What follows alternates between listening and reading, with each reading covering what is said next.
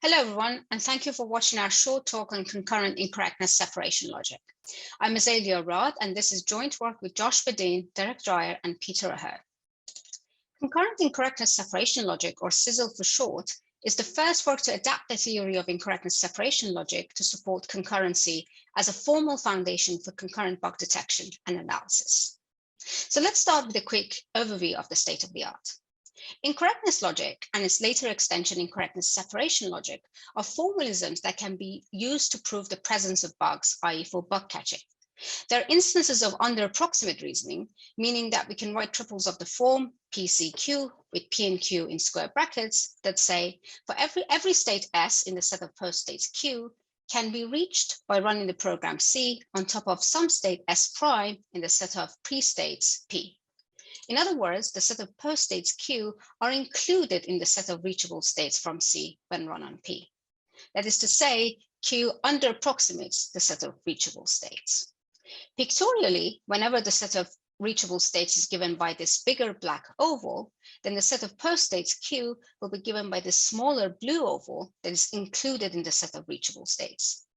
This is good news because it means whatever bug we identify as part of the set of post-states Q will be by definition included in the set of reachable states, i.e. it will be a real bug, a true positive.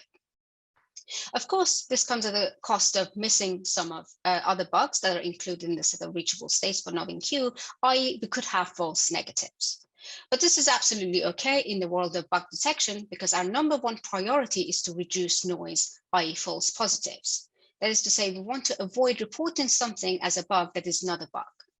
And under-approximation by definition gives us this because, as I said, every bug identified as a set of post-states will be a true positive, albeit at the cost of missing some other bugs, i.e. false negatives.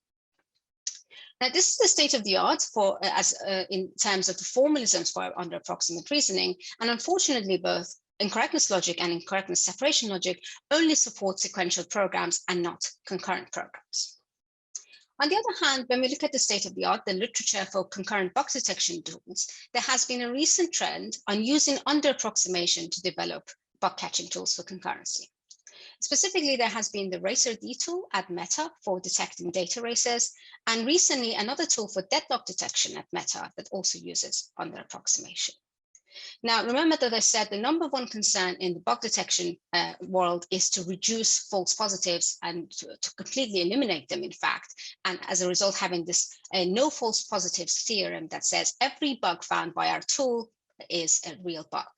And as a result, these tools, both RacerD and the deadlock detection tool, have established their own no false positives theorem.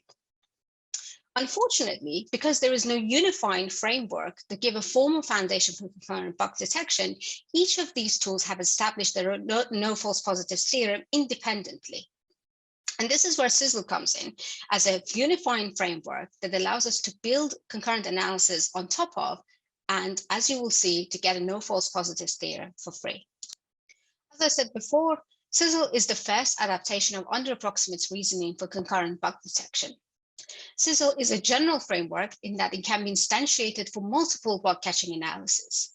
Specifically, we have instantiated CISL for detecting memory safety errors, such as null pointer exceptions and use after free errors, for detecting data races, and for detecting deadlocks. And given that CISL is an instance of under-approximate reasoning, its soundness results ensures the sought after no false positives property, which means that by extension, it can underpin scalable bug catching tools that get this no false positives property for free. In fact, our CISL instances of race detection and deadlock detections, their formalisms are very much analogous to the formalisms of the RacerD tool and the deadlock detection tools at Meta, except that we did it in a more unified general way. I hope that you enjoyed this short overview of CISL, and if you would like to hear more, please come along to our full live talk on Wednesday, January 19th at 16:10 GMT. Thank you for listening.